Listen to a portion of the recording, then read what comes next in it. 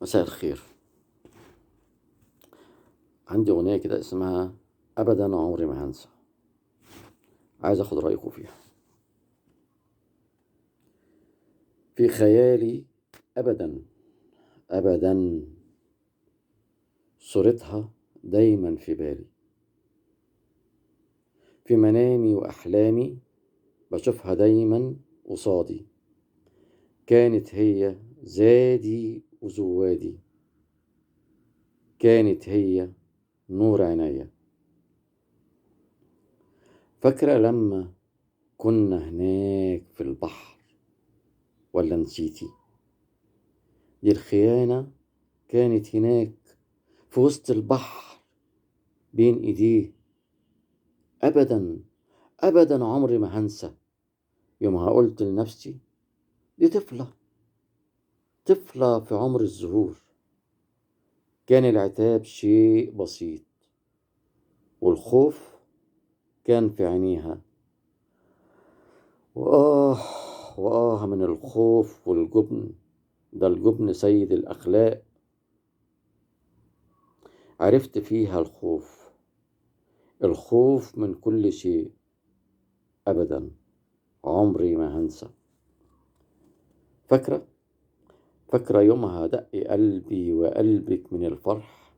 على طول دق جرس التليفون وقلتي أنا وهو، أنا وحبيبي جاي الاتنين عشان نسعد قلوبنا الاتنين.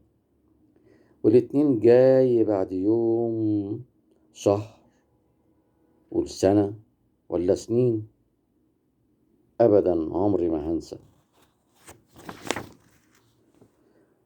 ده يوم الاتنين بعيد ما هواش جاي. ده يوم حزن قلبي على حبيبي اللي مات. قبل ما يودع قلبي ودع دنياه وراح. ضاع وسط الزحام. مات في وسط الطريق. أبدا عمري ما هنسى.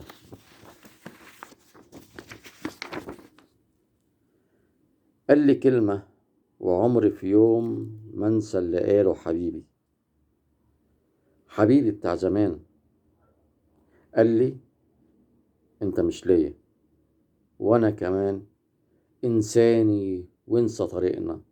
ده مقدر ومكتوب، ده مقدر ومكتوب نفارق من غير مفارق ونودع قلوبنا بالأحزان. أبدا عمري ما هنسى.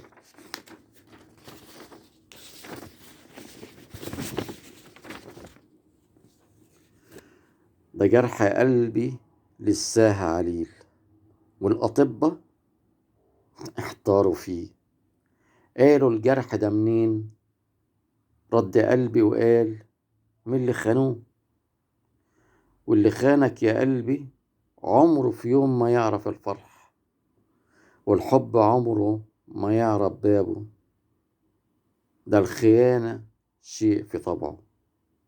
أبدا عمري ما هنسى. يا رب تكون عجبتكم الأغنية دي وعايز رأيكم، ويا ريت تعملوا لي لايك ومشاركة وتشتركوا في قناتي، قناة جلال عبد الحميد. شكرا.